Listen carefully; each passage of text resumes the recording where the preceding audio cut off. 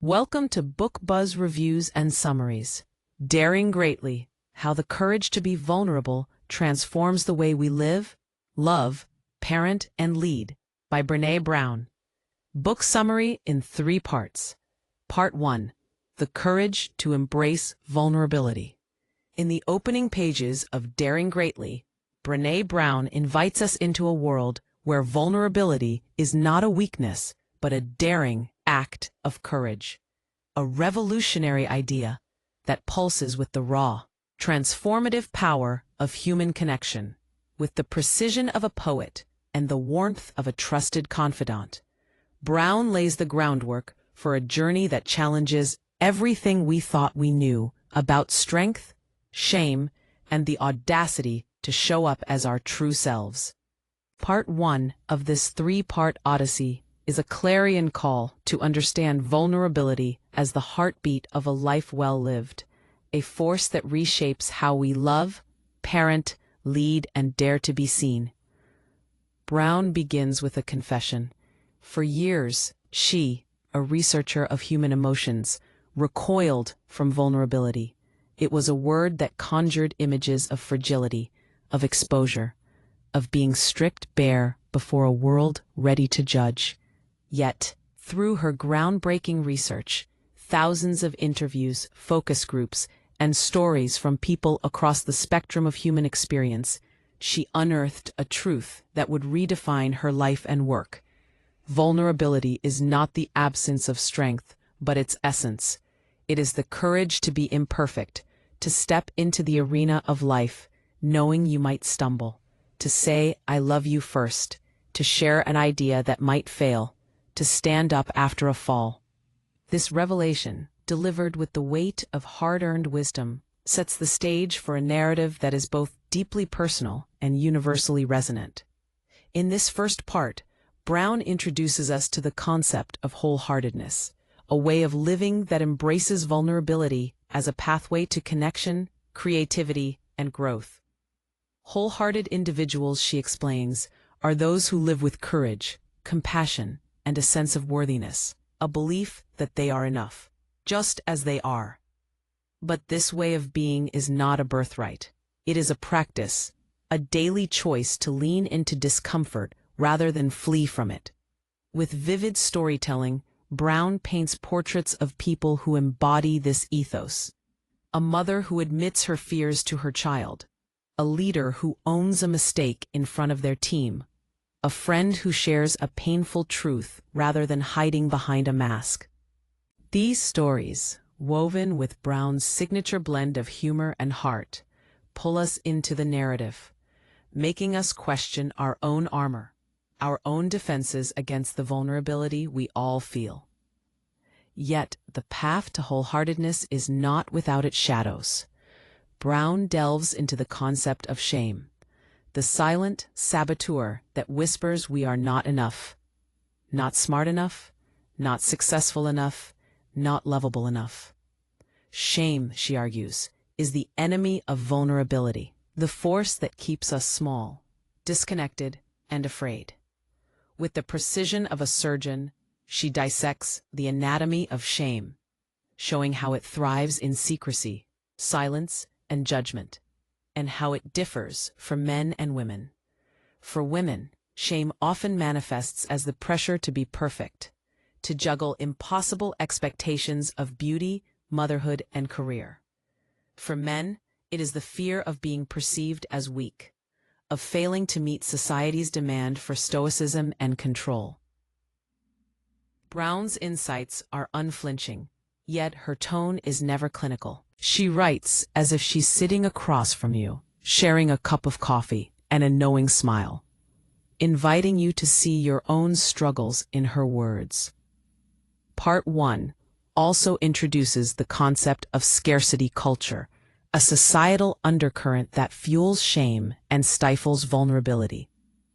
Brown describes this as the pervasive belief that there is never enough time, money, success, or love to go around. This mindset, she argues, breeds comparison, competition, and a fear of being ordinary, all of which erode our capacity to embrace vulnerability.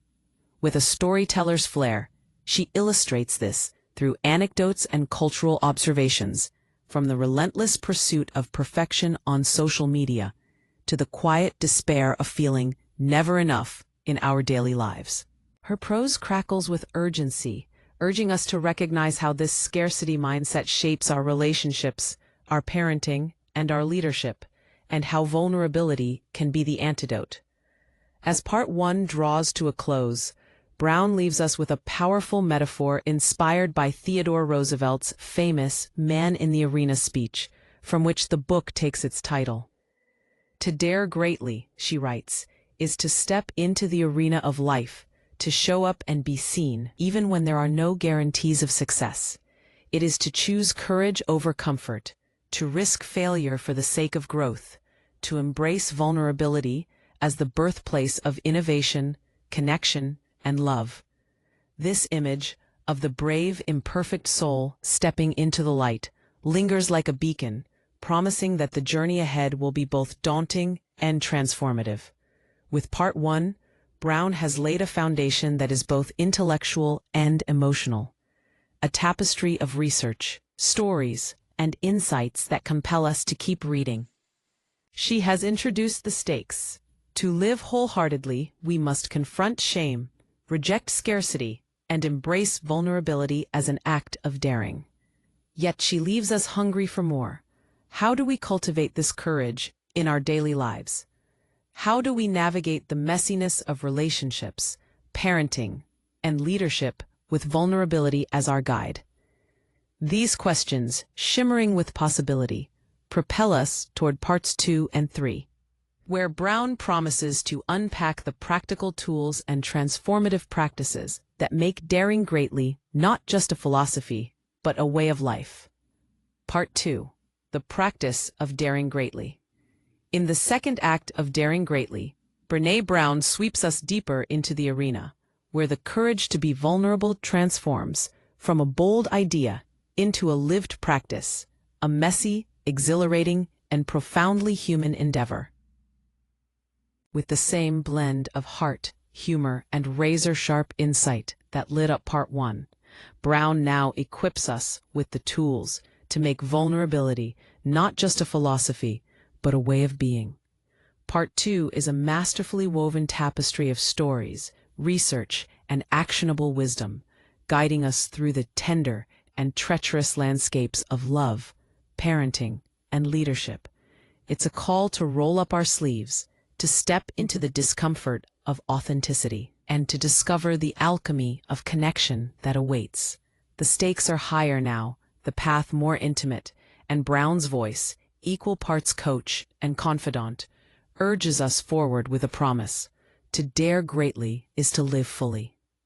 Brown begins part 2 by shifting from the why of vulnerability to the how, offering a roadmap for cultivating what she calls wholehearted living. This is not a checklist, but a dynamic practice, rooted in what she identifies as the 10 guideposts of wholeheartedness.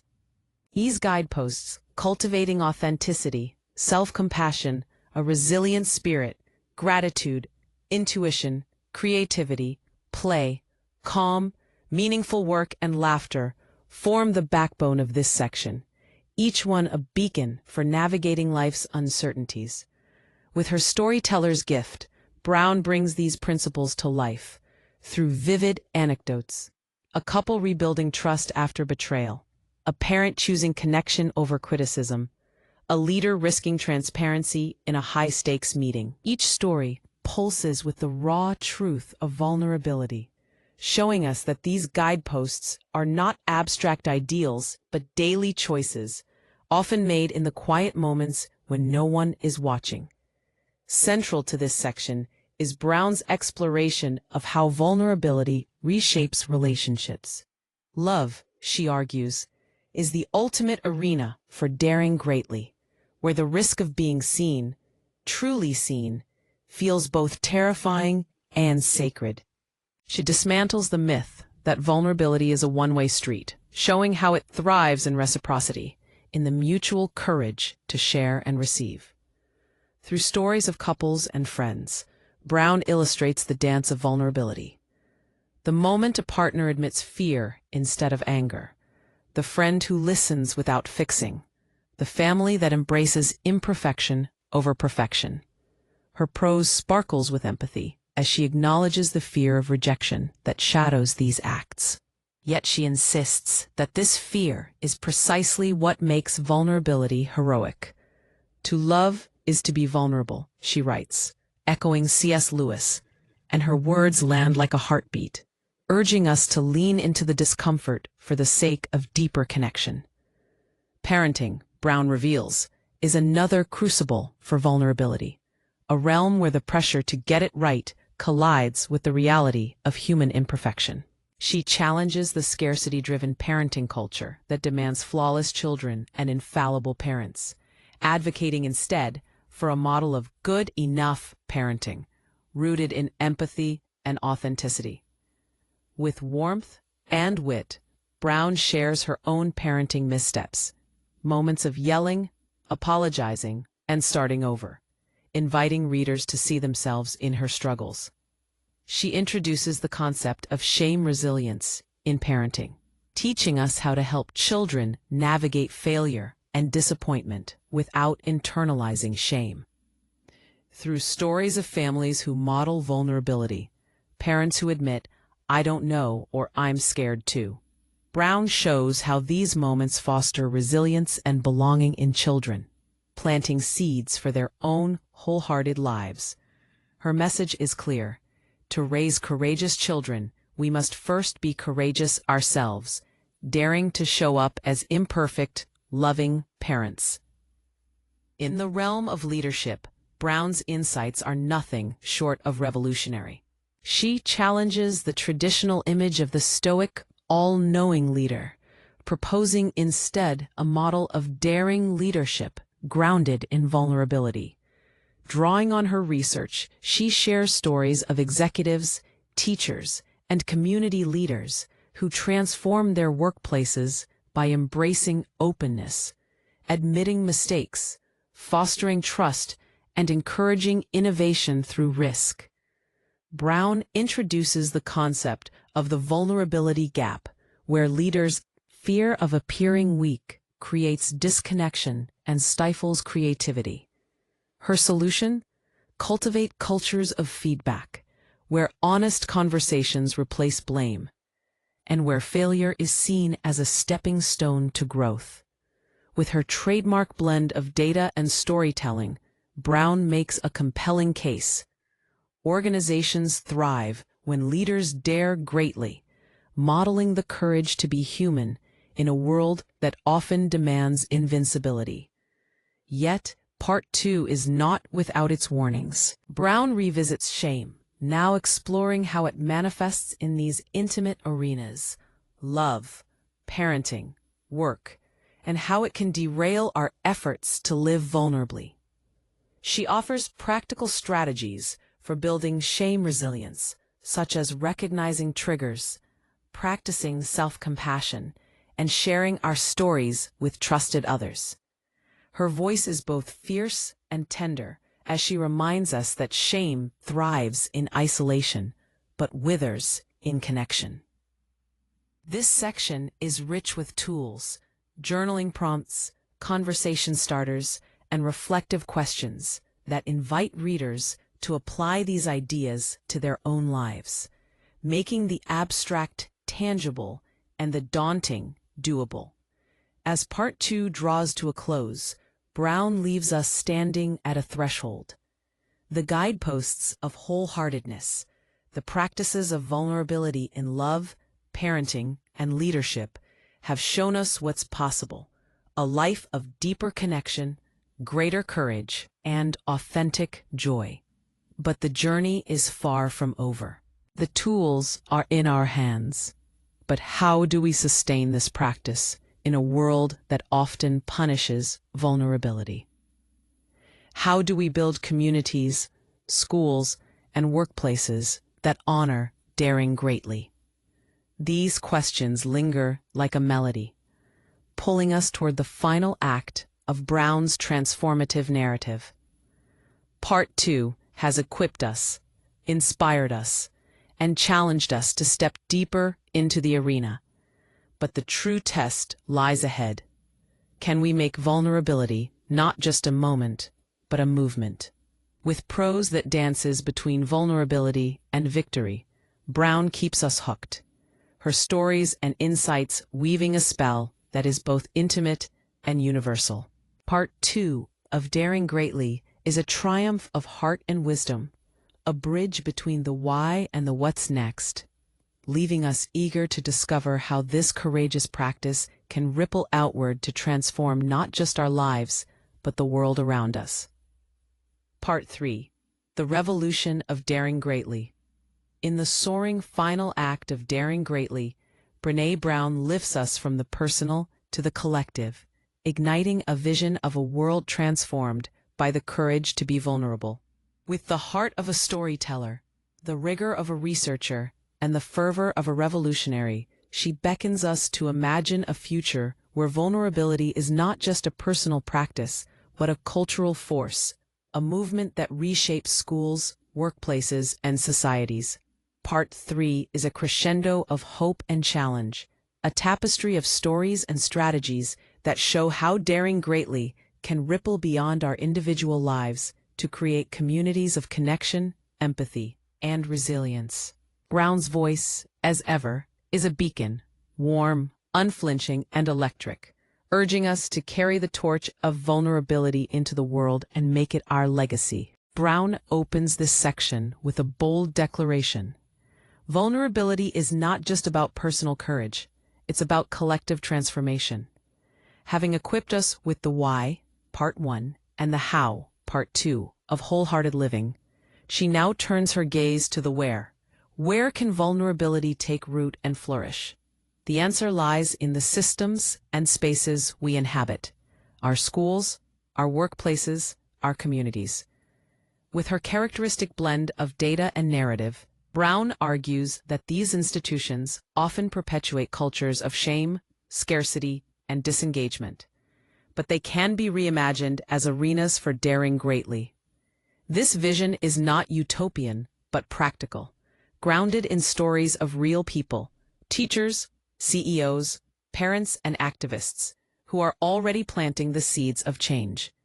In the realm of education, Brown dives into the need for wholehearted schools, where vulnerability is woven into the fabric of learning. She paints a vivid picture of classrooms where failure is embraced as a pathway to growth, where students are taught to name their emotions and share their stories, and where teachers model courage by admitting their own uncertainties. Drawing on her research, she shares examples of educators who foster environments of trust, encouraging students to take risks, whether it's raising a hand with an unsure answer or sharing a personal struggle. Brown's prose hums with urgency as she critiques the current educational system's obsession with perfection and compliance, which often stifles creativity and resilience. Instead, she offers a blueprint for schools that nurture shame resilience and emotional literacy, empowering students to step into their own arenas with courage. Her stories of a shy student finding her voice or a teacher transforming a classroom culture are both intimate and inspiring, making us believe that such change is possible. Workplaces, too, become a canvas for Brown's vision of daring leadership. She expands on the concepts introduced in Part 2, showing how organizations can shift from cultures of blame and fear to those of trust and innovation. With her trademark wit, she recounts stories of leaders who dared to be vulnerable, sharing failures, inviting feedback, and fostering open dialogue, and the remarkable results that followed: increased engagement, creativity, and loyalty. Brown introduces the concept of disruptive engagement, where leaders challenge the status quo by modeling authenticity and encouraging others to do the same. She provides practical tools such as how to facilitate courageous conversations or create vulnerability-friendly policies, making this section a playbook for anyone seeking to transform their workplace. Her voice crackles with conviction as she argues that daring leadership is not just good for people. It's good for business, fostering environments where innovation thrives and people feel seen. Beyond institutions, Brown turns to the broader culture, confronting the societal barriers that keep vulnerability at bay. She revisits the scarcity mindset from Part 1, showing how it fuels division, comparison, and disconnection in our communities. With a storyteller's flair, she shares examples of grassroots movements and community initiatives that embody daring greatly. Neighbors coming together to support one another, activists using vulnerability to bridge divides, families breaking cycles of shame through open communication. These stories are the heartbeat of Part 3, showing that vulnerability is not just an individual act, but a collective one, capable of healing wounds and building bridges. Brown's prose is luminous as she describes this vulnerability revolution, a cultural shift where empathy replaces judgment and courage becomes contagious. Yet, Brown is no starry-eyed dreamer. She acknowledges the challenges of sustaining this work in a world that often rewards armor over authenticity. With her researcher's precision, she offers strategies for building vulnerability-ready communities, spaces where trust is cultivated, shame is dismantled, and differences are embraced. She emphasizes the importance of storytelling as a tool for connection, encouraging us to share our experiences and listen to others with open hearts. Her practical advice, such as creating safe spaces for dialogue or practicing gratitude as a counter to scarcity, feels both achievable and profound, grounding her vision in actionable steps. As Part 3 draws to a close, Brown returns to Theodore Roosevelt's man in the arena metaphor, now expanding it to encompass not just individuals, but entire communities stepping into the light. She leaves us with a powerful charge. To dare greatly is to commit to a life of courage, connection, and meaning, and to inspire others to do the same. The final pages are a rallying cry, a blend of hope and challenge that leaves us feeling both uplifted and responsible. Brown's voice lingers like a melody, urging us to carry vulnerability forward, not just for ourselves, but for the world we want to create. Daring Greatly concludes as it began, with the heart of a storyteller and the wisdom of a guide. Part 3 transforms the personal into the collective, showing us that vulnerability is not just a personal practice, but a movement that can reshape our world. Brown's narrative arc, from understanding vulnerability to practicing it to spreading it, feels complete, yet it leaves us hungry to act, to step into our own arenas, and to dare greatly in every corner of our lives. This is not just a book, it's a revolution, and Brown has made us all its torchbearers. 3 key insights and takeaways from the book. Vulnerability is the heart of courage and connection. Brown redefines vulnerability as not a weakness, but the cornerstone of courage, connection, and a meaningful life. She argues that embracing vulnerability, showing up authentically, risking failure, and sharing our true selves unlocks deeper relationships, creativity, and personal growth. Through her research, she shows that wholehearted individuals who live with a sense of worthiness lean into vulnerability despite the discomfort, fostering trust and intimacy in love, parenting, and leadership. Takeaway: to live fully, we must dare to be vulnerable, choosing courage over comfort in moments of uncertainty. Whether it's saying, "I love you" first, admitting a mistake, or pursuing a bold idea. Shame thrives in silence, but withers in connection. Brown identifies shame as the primary barrier to vulnerability, describing it as the fear of being unworthy of love or belonging. She explains how shame grows in secrecy, silence, and judgment, but can be dismantled through empathy, self-compassion, and sharing our stories with trusted others. Her concept of shame resilience empowers us to recognize shame triggers, challenge the not enough narrative, and seek connection to heal. Takeaway: to overcome shame, we must name it, talk about it, and connect with others who offer empathy, transforming isolation into belonging. Daring greatly is a cultural movement, not just a personal practice. Beyond individual growth, Brown envisions vulnerability as a transformative force for communities, schools, and workplaces. She critiques the scarcity culture that fuels comparison and disconnection, advocating for environments that foster trust, authenticity, and resilience.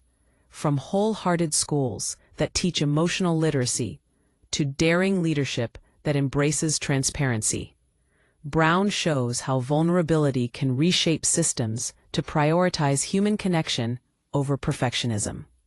Takeaway: by modeling vulnerability in our families, workplaces, and communities, we can spark a cultural shift toward empathy, courage, and collective strength. These insights encapsulate Brown's powerful message.